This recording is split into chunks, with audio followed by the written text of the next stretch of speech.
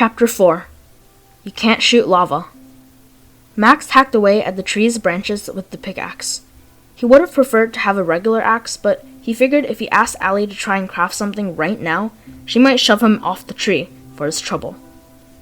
The shaded area shrank as he chopped, and skeletons had to choose either stepping into the lava or stepping into the sunlight.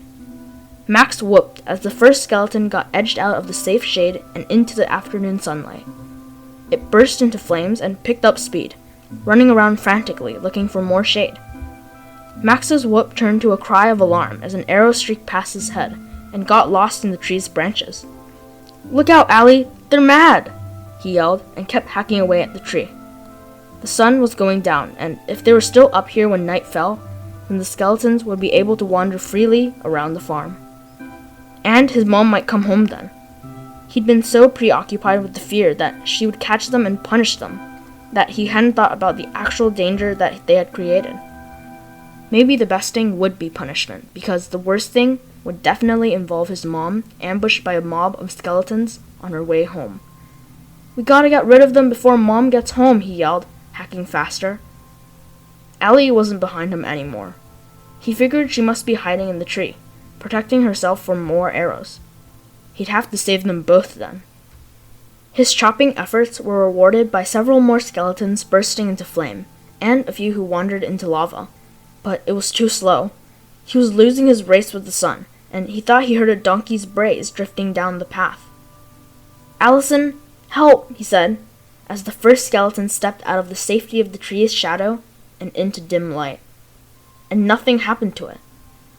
The sun had sank enough, and they were safe to emerge from their shadows. The others took their cue from the first and stepped out, finding a better angle from which to fire arrows at Max.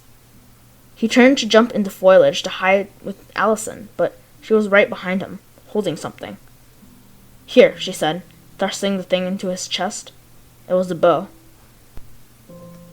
With her other hand, she handed him 3 arrows. "Be careful. These are all we have." She held up her own handful of arrows. "I can only grab the ones they shoot at us, and I can't make any more until we get out of the tree." She hefted her own bow and took aim. They'd both been trained at archery when they had been at school that year, but neither had particularly excelled. They hadn't been that interested, with Allie focusing on crafting and animal husbandry, and Max focusing on history and architecture like the rest of his family. But they were required to learn how to protect themselves if they ever came across a skeleton, zombie, or creeper. Twang went the arrow, and the shot flew wide. The skeleton she'd aimed at noticed her then, and fired back. She ducked. "Thanks," she shouted at it, and grabbed the arrow that had just missed her and lodged in a branch. She fired again. This one struck home, going straight through the skull of a skeleton, making it fall. "Nice one," Max shouted, and remembered to raise his own bow. Draw slow, mash the string into your face, and breathe. That was what his teacher had said. Weird advice, he'd thought at the time. But whenever he didn't do those 3 things, the arrow went wild, one of them striking a fellow student and sending him to the nurse for a potion, and Max to the office for discipline. Don't think about that. Think about the arrow. The only thing here is your arrow, and you, and your target. Allie took down another skeleton. There were 3 left, and Max had all 3 of his arrows. He took one, knocked it, and then pulled the string as far back as he could, breathing out slowly and taking aim. There. He aimed for the one backlit by the lava flow. Max let fly the arrow, and it sailed straight into the sternum of the skeleton, causing it to fall backward and into the lava where it quickly caught fire. "2 more," shouted Allie.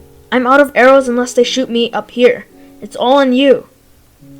Max wanted to give a snarky retort, or at least a brave one, but there was no time. One skeleton was drawing its bow, aiming at Max. He quickly knocked another arrow and let it fly, thinking of nothing else but the target. The arrow went through the eye socket of the skeleton, and it went down without loosing its own arrow. Allie whooped, sounding more excited than he'd heard since she'd come to stay with him. 1 arrow left. He grinned and took aim at the last one. The skeleton wasn't aiming at them. It was focused on something on the ground. Max and Allison might as well not even be there. He tensed, the string taut, and prepared to take the last one down and brag about it at dinner. He already knew what he was going to say. "Max! What in the overworld are you doing?" Mom had come home. The last arrow went wild, lodging into the hill where they had unleashed everything. The fury of Max's mother eclipsed the lava and the skeletons. With a howl of rage, she grabbed the shovel off Francine's pack and swung it with all her might, caving in the last skeleton's skull. It went down with a clatter. She ordered Allison and Max down from the tree and checked them both for injuries, her inspection getting rougher and rougher as she became convinced that they were unharmed. Satisfied, she stood back and held out her hands. "Bows," she commanded. They handed them over without complaint. Max glanced over at Allison. Her eyes were wide with fear, and he wondered if his looked the same. "Picks," his mom said, and he reluctantly pulled his out and handed it over. He'd barely used it at all, and now it was gone. Just in case they had any other tools in there, Max's mom went through their packs. She confiscated their shovels, their torches, everything they'd mined, and the wood Allison had gathered while in the tree. "Where did you get these tools?" she demanded. The kids looked at each other, Allison shaking her head slightly at Max. He had to lie. He shrugged and said the first thing that came into his head. "We found them, in the woods." "In an abandoned cabin," Allison added, when Max's mom shot them a skeptical look. He winced immediately. He wished she hadn't said that. His mother knew someone who had recently abandoned a cabin, and she would not be happy if she thought Max had been exploring around there. Max's mom gasped and looked back and forth between them, and Allison actually took a step back from her. "Not that cabin, Mom," Max said, ignoring a confused glance from Allison. "Just one near Alia's sheep pen." Max's mom passed a hand over her face, rubbing her forehead, and sighed, looking very tired. "Go inside. Max's room. Both of you. Allison, I don't want you back in your tower until I have searched it for any other tools." Would she find the door Allison had crafted? Max shared a panicked look with Allison. Mom was a builder. She might find it difficult to count the number of sheep milling about or catch an escaped animal, but architecture she knew. All would be lost if she found that door into the secret workshop. They gave her a quick nod and ran inside the house. Allison and Max stood at the window and watched Max's mom place several torches in the garden and get to work digging a trench to stop the sluggish flow of lava. "This isn't good, and it's gonna get worse when she finds out our workshop," Max said. "I'll be right back," Allison whispered, and then she raced out of the room. Max stayed at his window, hoping Allison would be fast, whatever she was doing. You didn't want to disobey your mom when you were already punished for disobeying. That just led to a cycle of punishment that would keep him in his room until he was 30. He watched his mother work, feeling a sharp mix of resentment that she had taken everything away, and guilt that he'd definitely given her a good reason to do so. "Block the door up," Allie gasped, tumbling back into his room. She probably won't find it unless she thinks to dig into the wall. "She's an architect," Max said, realizing their role reversal as Allison said the ridiculous thing and he tried to soberly point out the obvious. "You think I haven't tried to hide things in walls before?" "So what, we just wait for your mom to kick us out?" Allison asked, joining him at the window. The trench had lengthened as the sun sank, and mobs began to groan from the perimeter of the light. Max's mom didn't look concerned at all, and Max knew if anything was stupid enough to attack her right now, it would get the business end of her anger. "We wait for something, but I don't know what," he said. "I've never seen her this mad, at least when I almost drowned and she was worried about me. Now she's just mad. Maybe I should have let one of the skeletons hit me."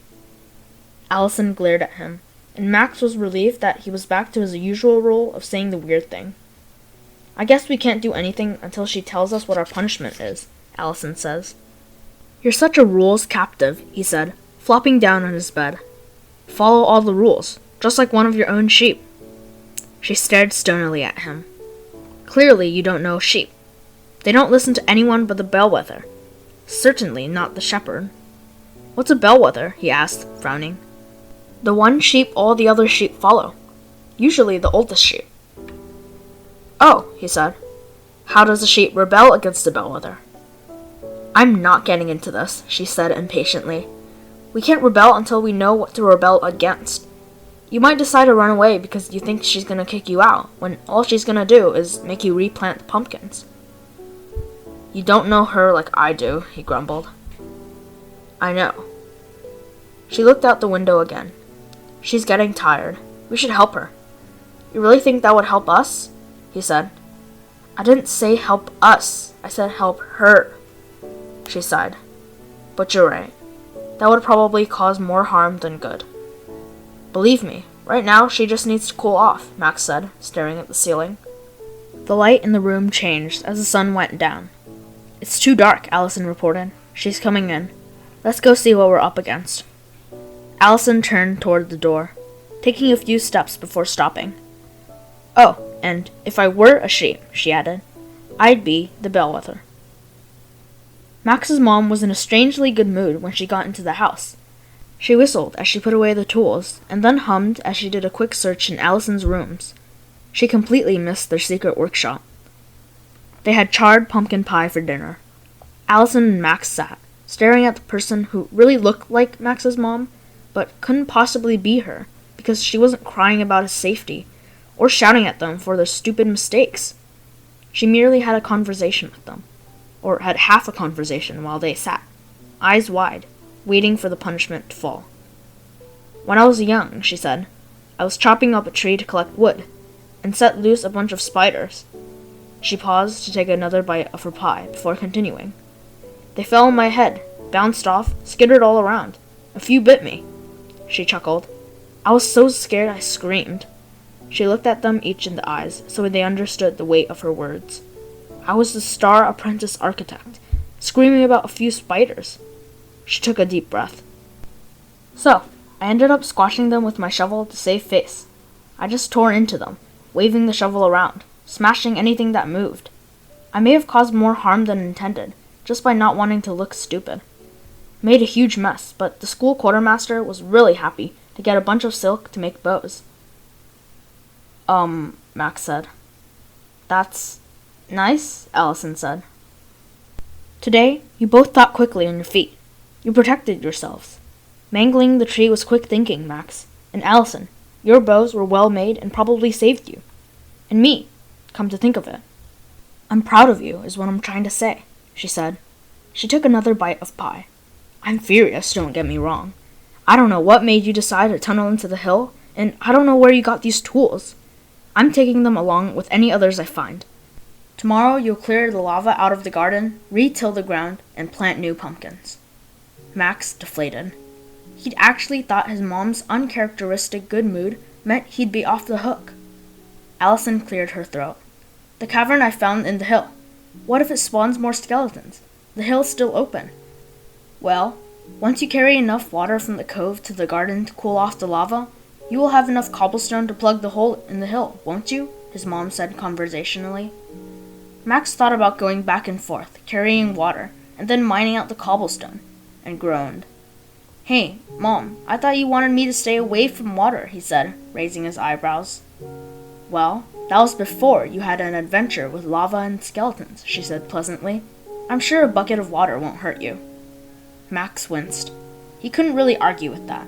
He was oddly happy that, even in the wake of being grounded, losing his tools, and rebuilding the pumpkin patch, his mom seemed to have lost her severe freakout when it came to his safety. Regarding water, anyway. Her eyes had a wild look in them still, but she had acknowledged that this would not be the same danger he'd faced in the water. That had been an entirely different situation. He maybe could mention water around her, and maybe she'd even laugh about the lava and skeletons sometime in the future. But if she knew what he had hidden inside their secret workshop, she'd probably be much, much angrier. Even Allison didn't know what he'd hidden within a wall cavity of their workshop, but Max knew he'd have to tell her sooner or later. For now, it would be best to move on from the workshop altogether. As for telling Allie, he decided on later. We can't do this anymore. Allison lay on her bed, watching the moon through the skylight as it floated across the sky. She couldn't risk losing the only home she had left. Granted, Max's mom hadn't threatened to kick her out, but Allison didn't know how many chances they had to push her limits. But even as she lay there, trying to convince herself not to break the rules anymore, she still missed crafting and tried to justify how she could keep making tools without getting in trouble. Even if they weren't allowed to dig through the hill anymore, Max's mom hadn't said Allison couldn't work on her crafting skills. She tried to envision how it would work. She could take her tools to the village and sell them for materials. Then she could use those materials to make better tools, and sell them to get materials to make more tools to sell, to get more materials. A frustrated sigh left her lips. She loved crafting, but it was empty if you didn't do anything with the tools you made. Someday she wanted to make even better things, armors and weapons, mainly. But she would need a lot of materials for that, and the easiest way to get materials was to mine. A fat spider fell on her skylight and skittered away. Startled for a moment, she laughed, thinking about Max's mom. She said my weapon crafting was good, that my bows saved us all from danger, Allison thought. She said she was proud of us. Allison decided then that if skeletons and lava couldn't stop them, nothing could. She was good at crafting. Max's mom had said so, and she wanted to keep improving her skills, to take them even farther, and start making the weapons and armors that she had always dreamed of, so that she could protect the people she loved. With visions of legendary weapons and epic armor forming in her mind, she got out of bed and crept down the tower stairs. The door to the workshop was ajar, and her heart gave a painful lurch of fear. But the only person inside was Max. He was crouched over a chest and looked to be inventorying the remaining supplies. He glanced up when she walked in. "Took you long enough. Where have you been?" "In bed, where you should be," she said, fully aware she was scolding him for exactly what she had come here to do. "I couldn't sleep." "Me neither." Man, she was mad. She had every right to be, Max. Allison chewed on her lower lip, thinking, "That's why we have to go back in when she can't catch us." His eyebrows rose in surprise. "Really? I'd figured you want to keep following the rules and give up."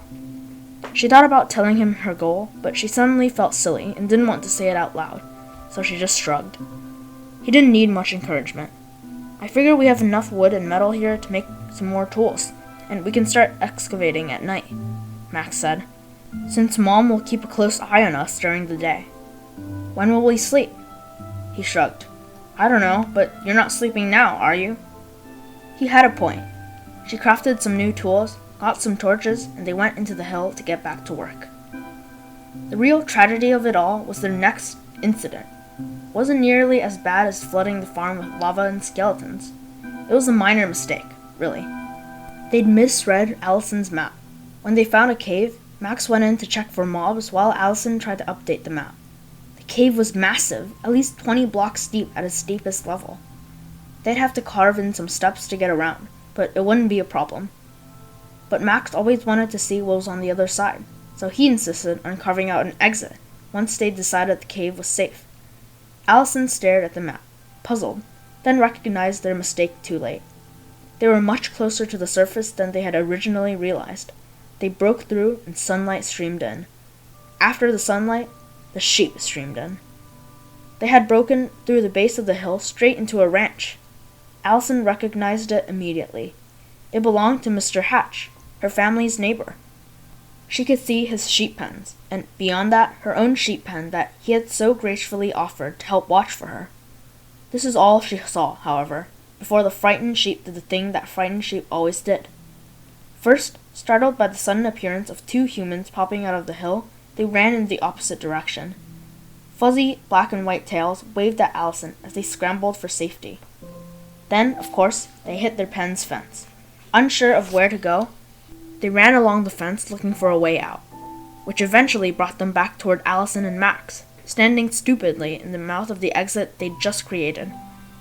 Allison stepped aside quickly as they neared, but Max stayed in front of the hole. "Get out of the way!" she shouted.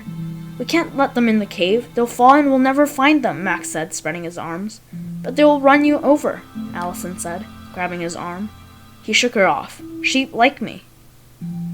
Allison faced the choice of whether to stand with her friend and take the fall like he would inevitably do, or jump aside and save herself. When she remembered that if she didn't save herself, no one would be around to find their sheep-trampled bodies, she jumped over at the last minute. Max stood there, one arm outstretched to cover the hole, one arm extended, holding a piece of wheat. The lead sheep, an old ewe named Belle, because she was the bellwether. Mr. Hatch was about as creative with naming as her father had been, grabbed the wheat from Max right before she pushed past him, and they both tumbled into the darkness. Allison was prepared. She'd already taken out her pickaxe. She rammed it into the granite beside her and held on with one hand, then reached out and grabbed Max's arm with the other. She wasn't strong enough to pull him up by herself, but she held on tight and used his falling momentum to swing him where he could grab the ledge himself. Max held on as more sheep tumbled in. Their bleating echoed throughout the cave. Allison anchored a torch to the wall and used both hands to pull Max up. "Sheep like you, huh?" Allison asked. "Shut up," Max said, and looked down. "They look okay," he said doubtfully. The sheep had only fallen about 4 blocks. Belle was limping, but the others looked fine. Allison guessed that they had all fallen on Belle and bounced off. The bigger problems were getting them out of the hole and keeping them from falling into the crevice Allison had just noticed in the corner of the cave. "Max, did you check out that hole over there?" she asked, pointing. Max squinted. "No, I didn't see it until now." "So it could have skeletons, zombies, or creepers." "It could also have more sheep," Max said defensively. "Sheep don't come from caves," Allison said. For someone who claimed to be good with sheep, he definitely didn't know a thing about the silly creatures. Belle had started bleating more forcefully, her panic rising. The other sheep milled around her, taking their cues from her and adding their own panic to the mix. The echoes in the cave only made it worse. "We need to get them out of here before Mr. Hatch finds us," Allison said. "Come on, let's build some stairs for them." They didn't have the time or the resources to build actual stairs, so they had to do with staggered blocks they'd hope the sheep would walk up. Their rudimentary stairs were 2 blocks wide, making a steep walkway. Unfortunately, it wasn't as simple as just asking the sheep to hop up the stairs and back to their pen. The animals were already terrified and ran from Max and Allison. When they tried to herd the sheep onto the steps, they clustered underneath instead. "Do you have any more wheat?" Allison asked, exasperated. "None," Max said. "All right, keep them away from that hole. I'm going home to get some wheat. I'll be right back." Allison reached the top of their stairs and jumped into the pen, where she ran straight into a sturdy body. She looked up, dreading the worst. Hi, Mr. Hatch. We found your sheep."